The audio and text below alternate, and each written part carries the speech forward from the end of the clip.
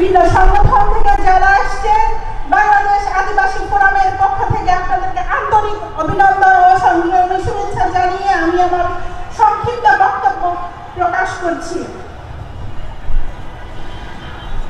আজ বিশ্ব আদিবাসী দিবস, কিন্তু এই আন্তর্জাতিক আদিবাসী বিশ্ব দিবসে আমরা খুব আনন্দের সাথে এটা পালন করলেও আমাদের মন খুব বেশি ভালো নেই। কেন ভালো নেই? কারণ আমাদের সিলেটের মা বোন ভাইয়েরা তারা আতঙ্কের মধ্যে দিন কাটাচ্ছেন। এক সপ্তাহের মধ্যে 2টি খাসিয়াপুঞ্জিতে পান গাছ কর্তন করে ফেলা হয়েছে। আমাদের বান্দরবানের ত্রিপুরা জনগোষ্ঠী, বার্মা জনগোষ্ঠী বম বোনেরা আতঙ্কের মধ্যে আছেন। আমাদের বম বোনেরা আতঙ্কে কারাগারে দিনাতিপাত করছেন। আমাদের দিনাজপুরের আদিবাসীরা ভূমি উচ্ছেদের শিকার হচ্ছেন।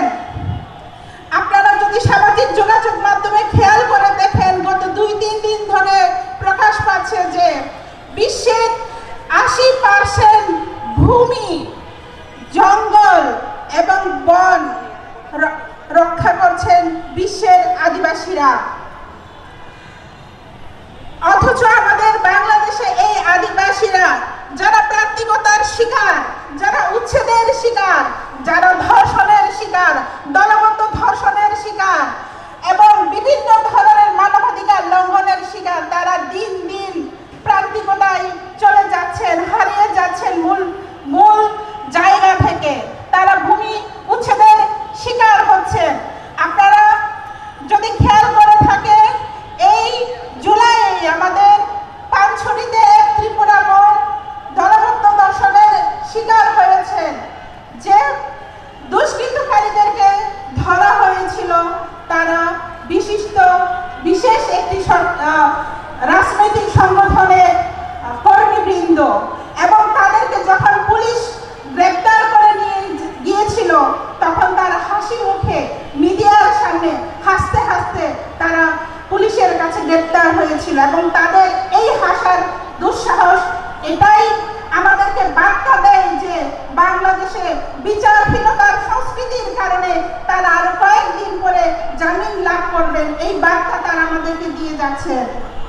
আপনারা যদি খেয়াল করে থাকেন, এই সরকারের 1 বছরের মধ্যেই আমাদের গত 5ই আগস্ট থেকে এই 5ই আগস্ট 2025 পর্যন্ত আমাদের আদিবাসী নারীরা প্রায় 24 থেকে 25 জন আদিবাসী নারী বিভিন্ন ধরনের মানবাধিকার লঙ্ঘনের শিকার হয়েছে এবং বিচারহীনতার কারণে তারা কিন্তু কোনো ন্যায় বিচার পাননি। এবং আমাদের আদিবাসী বোনেরা এখনো হসপিটালে আছেন, তাদের মামলাগুলো এখনো বিচারাধীন আছে। এবং আমরা নিশ্চিত যে এই বিচার তাদের পক্ষেই কখনোই যাবে না, কারণ রাষ্ট্র এখনো আদিবাসীদের সাংবিধানিক স্বীকৃতিই দেয়নি।